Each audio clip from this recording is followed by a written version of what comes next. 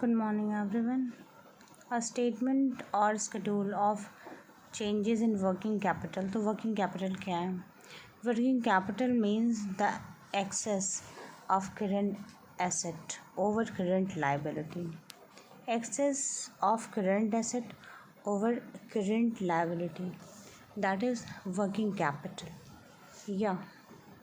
Working capital means the excess of current asset. जो current asset है मतलब जितनी की पूंजी है आपके पास current asset over current liability.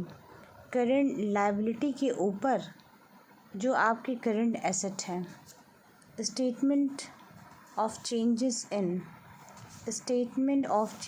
In working capital is prepare to show the changes in working capital between two balance sheet dates. तो वर्किंग कैपिटल है आपके पास और ये वर्किंग कैपिटल आपकी एसेट के ऊपर की लायबिलिटी आपकी करंट लायबिलिटी के हट जाने के बाद जो करंट एसेट आपके पास बची है वो वर्किंग कैपिटल है. And working capital is prepared to show the changes in working capital between two balance sheet. Working capital आपकी जो दो बैलेंस शीट हैं उसके बीच में हुए चेंजेस को दिखाती है. The statement is prepare with the help of current asset. और ये स्टेटमेंट प्रिपेयर किए जाते हैं आपकी प्रेजेंट वर्तमान में जो एसेट होती है और उसकी करेंट लायबिलिटी होती है. देखिए आपने कोई बिज़नेस शुरू किया होगा, जाहिर सी बात है, तो आपके पास कुछ जमा पूंजी होगी, कुछ करंट एसेट होगा और आपको लायबिलिटीज़ भी मिली होंगी.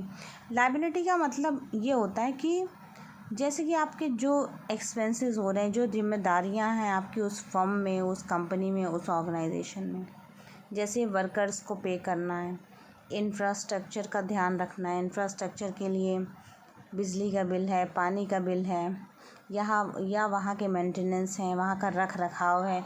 ये सब लायबिलिटीज़ हुई हैं आपकी. जो बिल्स आपको पे करने हैं, जो लायबिलिटीज़ आपको पे करनी है और आपकी करंट एसेट क्या है और with the help of current asset and the current liability derive from the two balance sheet. तो वर्किंग कैपिटल क्या होती है? Working capital is equal to current asset minus current liability.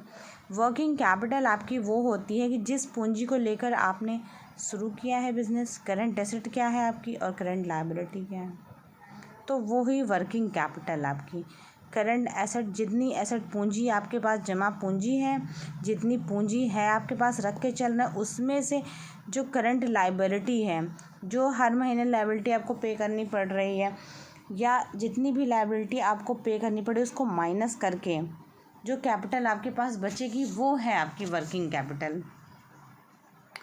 कहने का मतलब ये है कि आपने मान लीजिए 1,000 करोड़ से कोई बिज़नेस शुरू किया और उसमें आपके पास 100 करोड़ की लायबिलिटी है. 100 करोड़ की लायबिलिटी आपको पे करनी पड़ती. अब आप माइनस कर लीजिए, जो भी बचेगा वो आपकी वर्किंग कैपिटल हो गई. मतलब कि जो एक्सपेंसेस आपको पे करने पड़ते हैं डे टू डे बेसिस पे या मंथली बेसिस पे या ईयरली, जितने भी एक्सपेंसेस आपके हैं वो है आपकी लायबिलिटी. जो ऐसे एक्सपेंसेस जिनसे बचा नहीं जा सकता, जैसे एक घर का एग्जांपल आप ले लीजिए. घर को आप इंफ्रास्ट्रक्चर, एक बिज़नेस का इंफ्रास्ट्रक्चर समझिए और आपकी करंट एसेट क्या है? करंट एसेट है आपका जो वो इंफ्रास्ट्रक्चर है. जो मान लीजिए कि 100 करोड़ का बंगला है आपके पास और उस बंगले के ऊपर 100 करोड़ के बंगले के ऊपर जितनी भी आपके ऊपर लायबिलिटीज़ आ रही हैं, जो जिम्मेदारियां आ रही हैं, उसके रख रखाव को, उसके मेंटेनेंस को, वो लायबिलिटी आप माइनस कर देंगे करंट एसेट में से, जितने की आपके पास इंफ्रास्ट्रक्चर या प्रॉपर्टी या जो एसेट आप लेकर चल रहे हैं. तो जब लायबिलिटी माइनस हो जाएगी तो जो अमाउंट बचेगा आपके पास वो हो जाएगा आपका working capital. And increase in current asset is increases working capital. तो इंक्रीज करंट एसेट में वृद्धि होना मतलब वर्किंग कैपिटल में वृद्धि होना है। और decrease in the current asset decreases the working capital. Current asset में डिक्रीज होना मतलब वर्किंग कैपिटल भी डिक्रीज हो जाएगी। And increase in current liability decrease in working capital. तो increase in current liability, current liability का बढ़ना मतलब कि जब लाइबिलिटी आपकी बढ़ जाएगी तो वर्किंग कैपिटल कम हो जाएगी, क्योंकि लाइबिलिटी बढ़ गई है आपके पास। लाइबिलिटी जब बढ़ गई तो करंट एसेट घटता चला जाएगा, और करंट एसेट घटेगा तो वर्किंग कैपिटल भी घटेगी, क्योंकि आपके पास लाइबिलिटीज़ ज़्यादा हो गई, जिम्मेदारियाँ ज़्यादा हो गई हैं, और आपके पास जो मेन प्रोपोर्शन ऑफ मनी था जो कि करंट एसेट है, लाइबिलिटी के कारण वो घटता चला जा रहा है। तो वर्किंग कैपिटल के ऊपर भी ये प्रभाव डालेगा और वर्किंग कैपिटल भी आपकी घट जाएगी।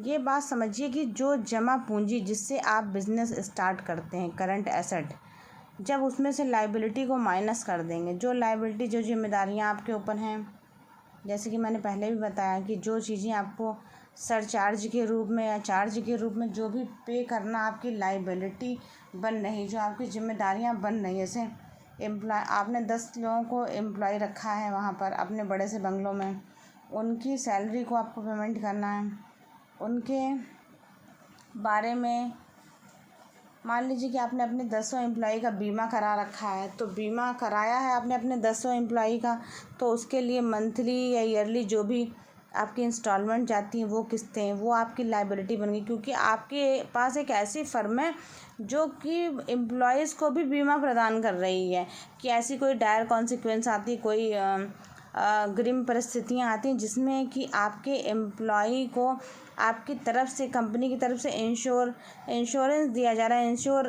इंश्योर है वो पर्सन कि मेरे मर जाने के बाद मेरी कंपनी मेरे परिवार का ध्यान रख लेगी। तो इस तरह की लाइबिलिटी आप लेकर चल रहे हैं अपने एम्प्लॉयज़ के लिए। तो समझिए कि आपकी जो 1000 करोड़ की वर्थ थी, करंट एसेट थी, उसमें से आप काफ़ी जिम्मेदारियां लेकर चल रहे हैं। जब बहुत सारी जिम्मेदारियों का बर्डन आ जाता है आपके ऊपर, तो वर्किंग कैपिटल आपकी कम हो जाएगी।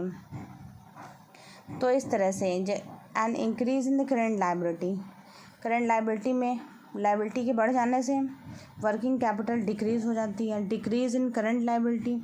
और जब आपके पास लाइबिलिटी कम होगी, जिम्मेदारियां कम होंगी, आप एक्स्ट्रा बर्डन लेकर नहीं चल रहे हैं, आपको एक्स्ट्रा एफर्ट नहीं डालने पड़े, ज़्यादा लाइबिलिटीज़ आपके पास नहीं हैं, बहुत लोगों का रख रखाव आपको नहीं करना पड़ा, बहुत इंफ्रास्ट्रक्चर का भी आपसे मतलब नहीं, हर चीज़ का आपने बीमा करा रखा। अब बीमा कंपनियां उस चीज़ को इंश्योर कर रही हैं।